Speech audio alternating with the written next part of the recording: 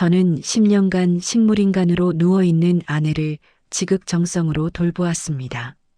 하지만 그 모든 것이 아내의 무서운 연기였다는 것을 저만 모르고 있었던 것일까요?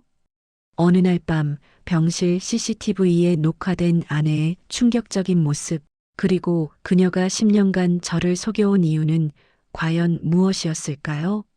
곧 시작될 이야기에 온전히 집중하실 수 있도록 구독과 좋아요, 알림 설정은 미리 눌러주시면 감사하겠습니다. 정막이 감도는 새벽 2시. 서울 변두리의 낡은 오피스텔. 민석의 방은 무거운 공기로 짓눌려 있었다. 책상 위에는 독촉이라는 붉은 글씨가 선명한 고지서들이 산처럼 쌓여 있었다. 10년. 그 긴 시간 동안 민석의 인생은 서서히, 그러나 확실하게 말라비틀어졌다. 한때 촉망받던 무용수였던 아내 수진이 식물인간이 된 그날부터 민석의 시계는 멈춰버렸다. 그는 세상에서 가장 헌신적인 남편이라는 칭송을 받았지만 그 칭송이 밥을 먹여주지도 빚을 갚아주지도 않았다. 깊은 한숨이 방바닥을 긁었다. 불면증은 이제 일상이 되었다. 민석은 습관처럼 스마트폰을 집어들었다. 병원비가 밀려 쫓겨날지도 모른다는 불안감은 그를 병적으로 아내에게 집착하게 만들었다. 그는 병실에 몰래 설치해둔 초소형 베이비캠 앱을 실행했다. 작은 화면 속 병실은 평온했다. 하얀 시트 위에 시체처럼 누워있는 아내. 창백하지만 여전히 아름다운 얼굴. 기계적인 호흡 소리만이 들리는 듯한 그 정적인 화면을 보며 민석은 묘한 안도감을 느꼈다. 적어도 그녀는 저기에 있다. 내 곁에. 아니, 내가 지켜야 할 자리에. 목이 타들어갔다. 민석은 부엌으로 나가 물을 한 잔 들이켰다. 다시 방으로 돌아와 무심코 화면을 본 순간 그는 들고 있던 컵을 떨어뜨릴 뻔했다. 침대가 비어 있었다. 심장이 곤두박질 쳤다. 낙상 사고인가? 누가 납치라도 해간 것인가? 민석의 손가락이 떨리며 화면을 확대했다. 그때였다. 화면 구석, 화장실 문이 스르르 열렸다. 거기엔 수진이 서 있었다. 휠체어도 부축해줄 간병인도 없이 두 다리로 아주 꼿꼿하게. 민석은 자신의 눈을 빗봤다. 꿈인가? 환각인가? 하지만 화면 속 수지는 너무나 선명하게 현실이었다. 그녀는 굳어있던 관절을 푸는 듯 기괴한 각도로 목과 허리를 꺾었다. 뚝뚝. 소리가 들리지 않는데도 뼈마디가 맞춰지는 소리가 들리는 듯했다. 그녀는 냉장고로 다가갔다. 어제 민석이 면회 갔다가 미처 다 먹지 못하고 넣어둔 식은 치킨 상자였다. 식물인간 판정을 받은 환자가 10년 동안 콧줄로 유동식만 넘기던 여자가 맨손으로 치킨을 집어 걸신 들린 듯 뜯어먹기 시작했다.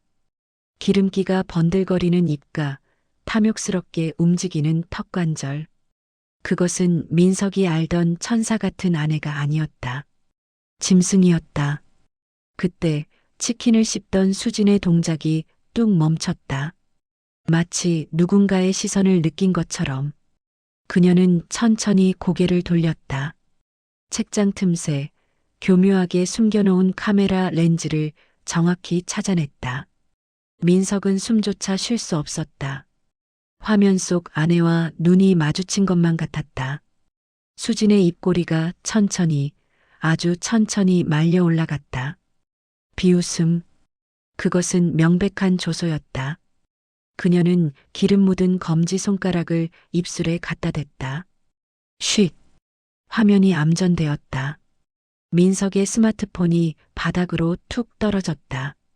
다음 날 밤 병원의 공기는 서늘했다. 민석은 청소 도구함 틈새에 몸을 구겨넣고 있었다. 퀴퀴한 걸레 냄새가 코를 찔렀지만 지금 그에게 중요한 건 오직 하나였다. 진실. 또각. 또각. 구두 굽소리가 복도를 울렸다. 병원장 최병훈이었다.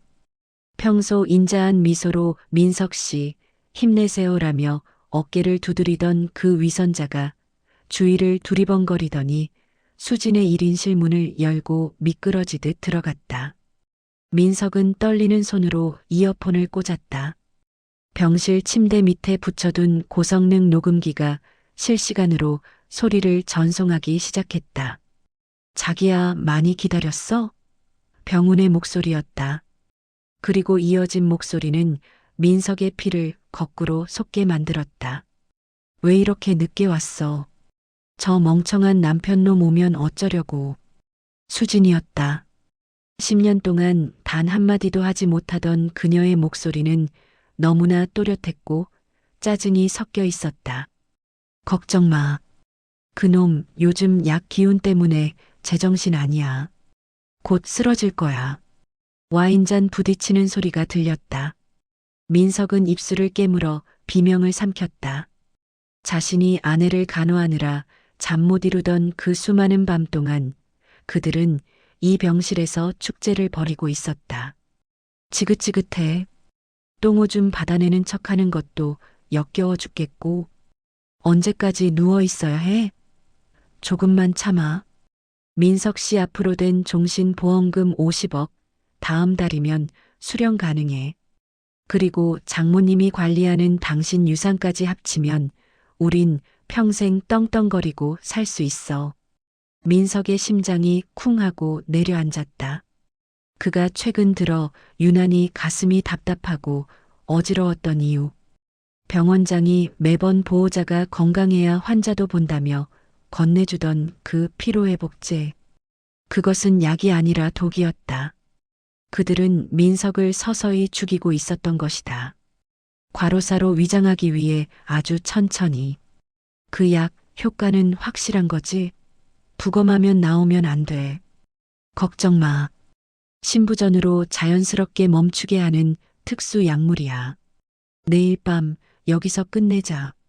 그놈 불러서 마지막 작별 인사시키고 보내버려. 두 남녀의 킥킥거리는 웃음소리가 이어폰을 타고 고막을 찢을 듯 파고들었다. 민석은 주머니 속 녹음기를 으스러져라 쥐었다. 손톱이 살을 파고들어 피가 배어나왔다. 배신감은 어느새 차가운 사리로 바뀌어 있었다. 그래. 내일 밤 기대해라. 왔어? 우리 호구 남편.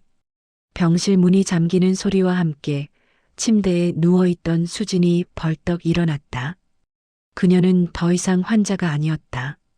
민석을 바라보는 그녀의 눈빛에는 경멸만이 가득했다. 수진아, 너 정말 깨어 있었던 거야? 민석이 떨리는 목소리로 물었지만 돌아온 건 매서운 손바닥이었다. 짝! 고개가 돌아갈 정도로 강한 힘이었다. 야, 김민석. 너 내 몸 닦을 때마다 무슨 생각했니? 역겨운 놈. 내 냄새나는 손길 닿을 때마다 소름 끼쳐서 죽는 줄 알았어. 수진이 물티슈로 자신의 팔을 박박 닦으며 소리쳤다. 그 뒤에서 병원장 최병훈이 킬킬대며 다가왔다.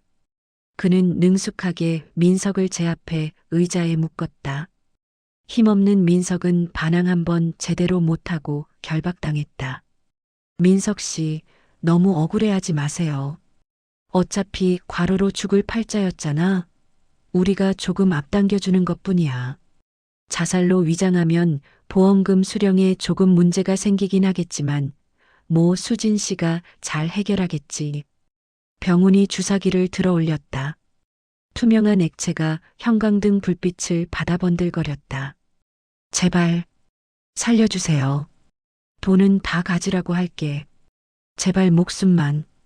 민석은 비굴하게 고개를 조아렸다. 눈물 콧물을 쏟으며 애원했다.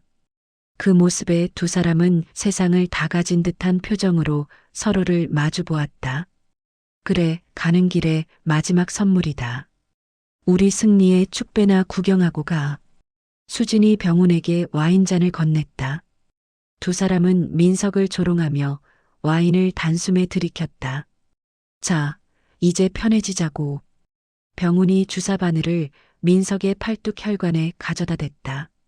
차가운 금속의 감촉. 민석의 숨이 턱 막히는 순간이었다. 하지만 민석의 눈동자는 더 이상 흔들리지 않았다. 흐흐, 흐하하하. 정적을 깨고 터져나온 건 비명이 아닌 웃음소리였다. 민석의 어깨가 들썩였다. 병훈이 주춤하며 물러섰다. 미쳤나, 이 새끼가? 민석이 고개를 들었다. 그의 눈은 텅 비어 있으면서도 동시에 지독한 살기로 번들거리고 있었다. 맛이 어때? 그 와인. 커? 너. 무슨. 병훈이 목을 부여잡고 바닥을 굴렀다. 혀가 마비되어 말이 뭉개졌다. 수진 역시 사지가 뒤틀리는 고통에 비명조차 지르지 못하고 떨고 있었다. 민석은 느긋하게 손목을 비틀어 밧줄을 풀었다. 애초에 헐겁게 묶이도록 유도한 것이었다. 그는 바닥에 떨어진 주사기를 주워들고 병훈의 뺨을 톡톡 쳤다. 박 간호사가 약을 아주 잘 썼네. 코끼리도 쓰러뜨리는 신경마비제라던데. 민석의 목소리는 건조했다. 그는 쓰러진 수진에게 다가갔다. 그녀의 눈동자가 공포로 격렬하게 흔들리고 있었다. 민석은 쭈그리고 앉아 그녀의 머리카락을 부드럽게 넘겨주었다. 고생했어. 연기하느라 힘들었지? 수정 형수님. 그 말에 여자의 눈이 찢어질 듯 커졌다. 그랬다. 10년 전 교통사고. 진짜 아내 수지는 그 자리에서 즉사했다. 하지만 막대한 유산을 상속받기 위해서는 살아있는 딸이 필요했던 장모. 그녀는 의절했던 쌍둥이 언니 수정을 찾아냈고 민석은 돈을 위해 그 제안을 받아들였다. 성형수술로 얼굴을 다듬고 식물인간 행세를 하며 돈을 나눠 갖기로 한 추악한 거래. 민석은 피해자가 아니었다. 이 사기극의 최초 설계자이자 공범이었다. 내가 몰랐을 것 같아? 장모랑 짜고 날 토사구팽하려던 거. 거기다 병원장이랑 붙어먹기까지 하고. 너무 욕심을 부렸어, 형수. 민석은 싸늘하게 웃으며 일어섰다. 10년 전에는 가짜 식물인간이었지만 이제 소원대로 진짜가 되는 거야. 의식은 있는데 손가락 하나 까딱 못하는 그 지옥 속에서 영원히 살아봐.